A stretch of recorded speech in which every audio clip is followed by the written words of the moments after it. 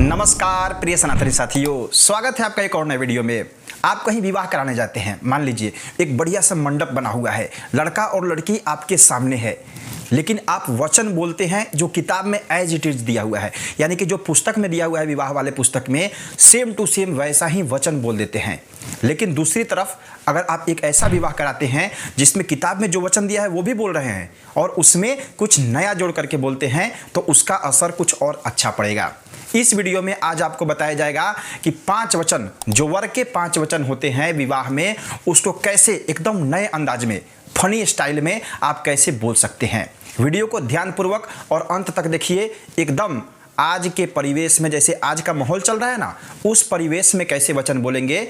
किताब में जो वचन दिया हुआ है वो पहले के हिसाब से दिया है, यानी कि पहले के जैसा सिस्टम था उस हिसाब से वो श्लोक दिया हुआ है, लेकिन उसी श्लोक को आप अपने स्टाइल में बढ़िया तरीके से इन 5 वचन को कैसे बोलेंगे, इस वीडियो में आप बने रहिए और अंत तक देखिए। सब कुछ आपका इस वीडियो में एकदम क्लियर होने वाला है।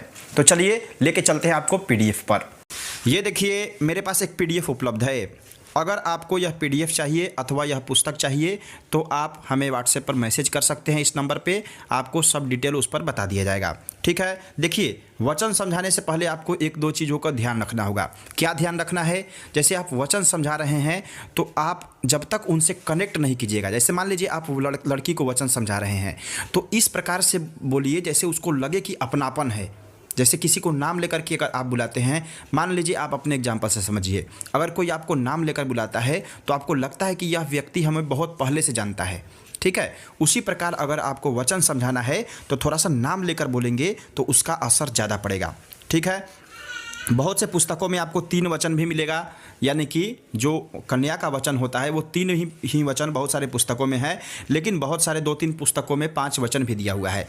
मान लीजिए वर का वचन है 7 और कन्या का वचन हो जाए 3, आधा से भी कम, ऐसा अच्छा नहीं लगता है, इसलिए 5 वचन ही बहुत बढ़िया है। ठीक है, क्या है पहला वचन? पहले वचन में आपको ये बोलना है। श्लोक बोलिए, थोड़ा सा श्लोक को 2 बार 4 बार 10 बार पढ़ेंगे तो पढ़ने आपको आ जाएगा।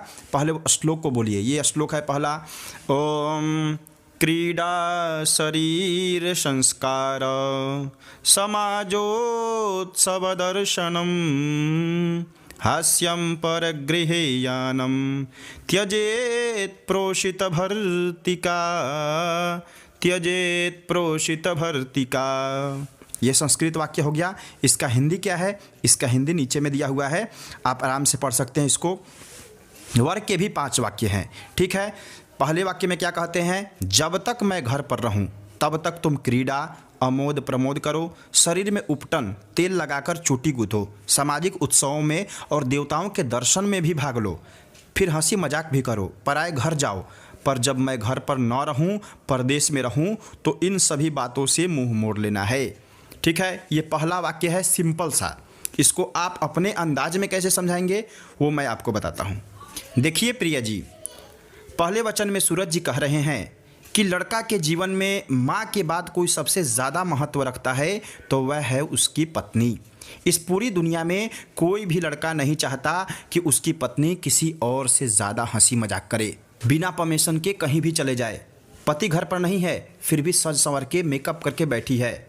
कोई गेस्ट आ गया, सास ससुर अभी घर में ही है और दुल्हनिया निकल गई, और क्या हाल चाल है, कैसे हैं आप।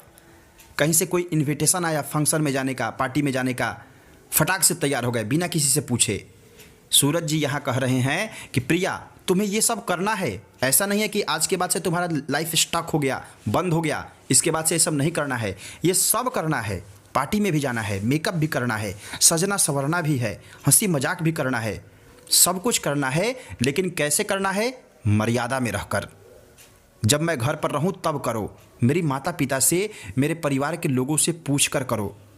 यानी एक लाइन में सीधी बात मैं तुमसे कहूँ तो तुम्हें सजना और संवरना भी है तो सिर्फ अपने सजना के लिए। ठीक है प्रिया जी, ये पहला वचन है सूरज जी का। बोलिए आपको मंजूर है?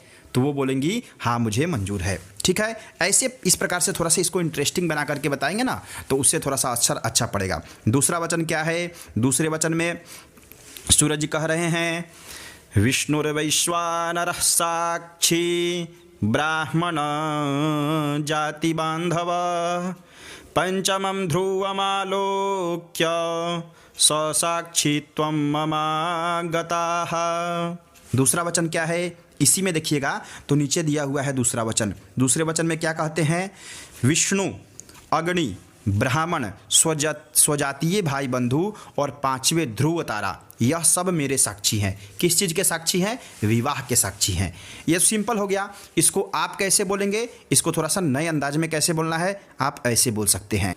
दूसरे वचन में सूरज जी कह रहे हैं, देखो प्रिया, यह विवाह जो हम कर रहे हैं ब्रह्म विवाह है, यानी कुल के रीति रिवाज माता पिता की आज्ञा से सबके सहयोग से कर रहे हैं। आजकल के सो कॉल्ड एजुकेटेड बच्चों की तरह भागकर बिना माता पिता के आशीर्वाद के, बिना परिवार में किसी को बताए, मंत्रोच्चार के, बिना पूजा पाठ के जो विवाह होता है, पता है उसे क्या कहते हैं, उसे आसुरी विवाह कहते हैं।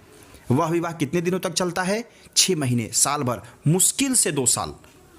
हमारे विवाह में ऐसा क्या खास है, सबसे खास बात है कि भगवान विष्णु जो जगत के पालन करता है वे हमें आशीर्वाद दे रहे हैं। वैश्वानर यानी अग्नि देवता जो सामने हमारे हैं वह प्रत्यक्ष रूप में हमें आशीर्वाद दे रहे हैं। पंडित जी सबसे बड़े प्रमाण हमारे सामने हैं, यानी कि भविष्य में अगर किसी प्रकार की समस्या हमारे वैवाहिक जीवन में आती है तो हम पंडित जी से सलाह भी ले सकते हैं।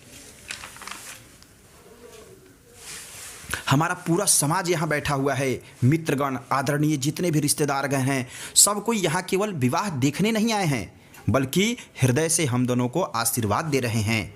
एक बात हमेशा याद रखना प्रिया, क्योंकि तुम अपना घर छोड़ करके एक नए घर को अपना बनाने जा रही हो, तो मेरी एक इच्छा है, दूसरे वचन के माध्यम से इसको हमेशा याद रखना। सुख और दुख में साथ निभाना, हालात चाहे जैसी भी हो बिल्कुल न घबराना। मैं जानता हूँ बाबुल का घर छोड़कर मेरे साथ चल रही हो, वहाँ कुछ भी चाहिए होगा हक से मांगना, बिल्कुल न शर्माना। ये मेरा दूसरा वचन है। बोलिए प्रिया जी मंजूर है, तो वो बोलेंगी हाँ मुझे मंजूर है। ठीक है, इस प्रकार से थोड़ा सा आपको समझाना है। तीसरा वचन क्या है, तीसरे वचन में यहाँ पे है, तव चित्तम मम चित्ते वाचा वाच्यम न लोपयेत व्रते में सर्वदा देयम हृदयस्थम वरानने। तीसरा वचन है, इसको क्या दिया हुआ है इसमें, इस पुस्तक में यहाँ पे दिया हुआ है तीसरा वचन, हमारे चित्त के अनुकूल चित्त रखना और हमारे वाक्यों का उल्लंघन नहीं करना। जो कुछ मैं तुमसे कहूँ उसको सदा अपने हृदय में रखना। इस प्रकार मेरे पतिव्रत धर्म का पालन करना। ठीक है, ये सिंपल हो गया। इसको आप नए अंदाज में कैसे बोलेंगे। तीसरे वचन में सूरज जी कहते हैं, प्रिया तुम अपने चित्त को मेरे चित्त से मिलाकर रखना। चित्त मतलब क्या होता है समझते हैं, व्यवहार, आपकी आदतें, योर हैबिट्स। एक बात आप सबने जरूर नोटिस किया होगा कि लोग कहते हैं उसकी पत्नी अच्छी नहीं है, उसका हस्बैंड अच्छा नहीं है, उन दोनों में बहुत झगड़ा होता है, कोई तालमेल नहीं है। पता है क्यों? क्योंकि कोई इंसान बुरा नहीं होता है, बुरी होती है उसकी आदतें। If you can change your habits will change your life. Priya ji, अगर विवाह के बाद आप अपनी थोड़ी थोड़ी आदतें बदल लोगी तो यह आदतें आपके वैवाहिक जीवन में और मधुरता और प्रेम लाएगा। जैसे मान लो आपके पति को ऑफिस जाना है और आप कहो नहीं भाई मैं तो 8 बजे ही सोकर उठती हूँ, कभी गुस्से में वो कुछ बोल दिए तो उस समय इंस्टेंट रिप्लाई नहीं देना है कि तुमने बोल कैसे दिया मेरे को ऐसा, तेरी ये हिम्मत, महिला को दबा रहे हो, मैं केस कर दूंगी। ऐसा नहीं कहना है। जब एक गुस्सा हो तो दूसरे को चुप रहना है। सूरज जी ये बात आप पर भी लागू होता है। अगर प्रिया जी कभी गुस्सा हो जाए तो आपको भी चुप रहना है। यह मैरिड लाइफ का सबसे बड़ा, सबसे महत्वपूर्ण सूत्र है, इसको हमेशा याद रखना। इसी वचन में आगे क्या है, व्रते में सर्वदा दीयम हृदयस्थम वरानने। आज के बाद प्रिया जो कुछ भी मैं पर्सनल बात तुमसे कहूँ उसे अपने हृदय में छुपा कर रखना। पता है युधिष्ठिर जी का एक श्राप है। युधिष्ठिर जी ने पूरी स्त्री जाति को एक श्राप दिया था कि उनके पेट में कोई बात नहीं पचता। यही कारण है कि अगर आप किसी स्त्री को कोई बात बता दो तो वह एक बगल वाली सहेली से कहेगी, सुन रही हो दीदी, उसके घर में तो ऐसा होता है। वो दीदी किसी और आंटी से कहेगी, पता है आपको सूरज के घर में तो ऐसा होता है। लेकिन छोड़िए, हम लोगों को क्या करना है। लेकिन आप किसी से मत कहिएगा, वो किसी और से कहेगी और वो किसी और से कहेगी कि किसी से मत कहना। सबको लगेगा कि यह बात सिर्फ मैं ही जानती हूँ, लेकिन जानता पूरा मोहल्ला है। सूरज जी यहाँ कह रहे हैं कि आज के बाद तुमसे कुछ भी मैं कहूँ उसे अपने हृदय में छुपा कर रखना और अपनी आदतों को हमारी आदतों के साथ बदलने का प्रयास करना। यही मेरा तीसरा वाक्य है। बोलिए, आपको मंजूर है? तो वो बोलेंगी हाँ मुझे मंजूर है। चौथा वचन क्या है? मम तुष्टिश्च कर्तव्या बंधूनां भक्तिरादरात् ममाज्ञा परिपाल्यैषा पातिव्रतपरायणे। देखिए यहाँ पे चतुर्थ वाक्य में सूरज जी कह रहे हैं, क्या कर रहे हैं यहाँ पे देखिए, मुझे जिस प्रकार संतोष हो वही कार्य करना और हमारे भाई बंधुओं के प्रति आदर के साथ भक्ति भाव रखना। हे पतिव्रता, धर्म का पालन करने वाली, यह मेरी आज्ञा का पालन करना होगा। देखिए ये सिंपल हो गया। इसको आप अपने अंदाज में कैसे बोलेंगे? आप ऐसे बोल सकते हैं। चौथे वचन में सूरज जी आपसे दो चीज़ मांग रहे हैं। क्या है? पहला, मेरी फीलिंग्स का रिस्पेक्ट करना, यानी जिस प्रकार मुझे संतुष्टि हो वही कार्य करना। देखिए भगवान ने बहुत सोच समझ करके पुरुष और स्त्री को बनाया है। आज भले लोग इक्वलिटी की बात कर रहे हैं, कहते हैं कि लड़का और लड़की में कोई अंतर नहीं होता, लेकिन हम गौर करें तो पुरुष और नारी में बहुत बड़ा फ़र्क होता है। पुरुष लोग प्रैक्टिकल ज़्यादा होते हैं, जबकि स्त्रियों में इमोशन ज़्यादा होता है, वो जल्दी भावुक हो जाती है। पुरुष कम बोलना पसंद करता है, वहीं स्त्रियों को देखिएगा कि वो ज़्यादा बोलना पसंद करती है।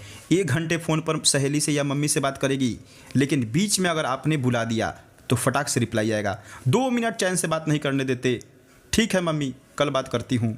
स्त्रियाँ रो करके या किसी को बता करके अपने दुख को, अपने मन को हल्का कर लेती है, लेकिन पुरुष जल्दी अपनी भावना व्यक्त नहीं करते। इसलिए प्रकृति पुरुष और स्त्री को एक साथ जोड़ती है विवाह के बंधन में, ताकि एक दूसरे का साथ पा करके आप दोनों पूर्ण हो जाओ। नहीं तो आप दोनों अभी तक अधूरे थे। एक पुरुष और एक स्त्री अगर अलग है तो वो अधूरे हैं। जब साथ मिल जाता है विवाह का, तब वो दोनों आदमी पूर्ण हो जाते हैं। सूरज जी कह रहे हैं कि पहला, मेरे फीलिंग्स का रिस्पेक्ट करना है, और दूसरा, मेरे परिवार के जितने भी सदस्यगण हैं उनको अपना मानना है, उनका आदर सम्मान करना है। आज से मेरे माता पिता तुम्हारे माता पिता नहीं, ये फार्मूला को भूल जाओ। एक फार्मूला याद रखो, हमारे माता पिता, मेरा घर तुम्हारा घर नहीं, हमारा प्यारा घर, यानी पूरे परिवार का ख्याल रखना है तुम्हें। बोलिए मंजूर है? तो वो बोलेंगी हाँ मुझे मंजूर है। पांचवा और अंतिम वचन क्या है? इसी में ऊपर दिया हुआ है। देखिए ये दोनों हैं, दोनों आप बोल सकते हैं या एक ही बोलिए। मैं कहूँगा एक ही बोलिए, ये ऊपर वाला बोलिए। बिना पत्नी कथम धर्म आश्रमाणां प्रवर्तते तस्मात् त्वं मम विश्वस्ता भव वामांगगामिनी। पांचवा और अंतिम वचन क्या है? यहाँ पे दिया जा रहा है, बिना पत्नी के गृहस्थाश्रम धर्म का पालन नहीं हो सकता, अतः तुम मेरी विश्वास पात्र बनो, अब तुम मेरी वामांगी बनो। इसमें सबसे ज़्यादा अंकित क्या किया गया है? विश्वास पात्र। और बिना पत्नी के गृहस्थ धर्म का पालन नहीं हो सकता। इसको आप अपने अंदाज में कैसे समझाएंगे? आप ऐसे बोल सकते हैं। देखिए प्रिया जी, पांचवा और अंतिम वचन आपके सूरज जी का बहुत इंपॉर्टेंट है आपके लिए। क्या कह रहे हैं? बिना पत्नी कथम धर्म, बिना पत्नी के कोई भी धर्म नहीं हो सकता। दुनिया का कोई भी धर्म कार्य है बिना पत्नी के नहीं हो सकता। और इस धर्म को बनाए रखने के लिए क्या सबसे ज़रूरी है? विश्वास की डोर हमेशा मजबूती से रखनी होगी। सूरज जी कह रहे हैं कि मैं तुम्हारी हर इच्छा पूरी करूंगा, तुम्हारी नादानियों को भी माफ़ करूंगा, तुम्हारे हर छोटे बड़े फैसले में कदम से कदम मिलाकर चलूंगा, तुम्हारे नखरे झेलूंगा। लेकिन जिस दिन तुमने मेरा विश्वास तोड़ा, फिर ये सूरज दोबारा कभी तुम्हारा नहीं हो पाएगा। पति पत्नी के जीवन में चाहे लाख प्रेम हो, लेकिन जब एक बार विश्वास टूट जाता है ना, तो वह उस कांच की तरह होता है जो फेविक्विक से जुड़ तो जाता है, लेकिन निशान जीवन भर रहता है। इसलिए मेरा अंतिम वचन है कि मेरे विश्वास को सदा बनाए रखना, और आज से मेरे दिल और घर दोनों जगह पर तुम्हारा स्वागत है।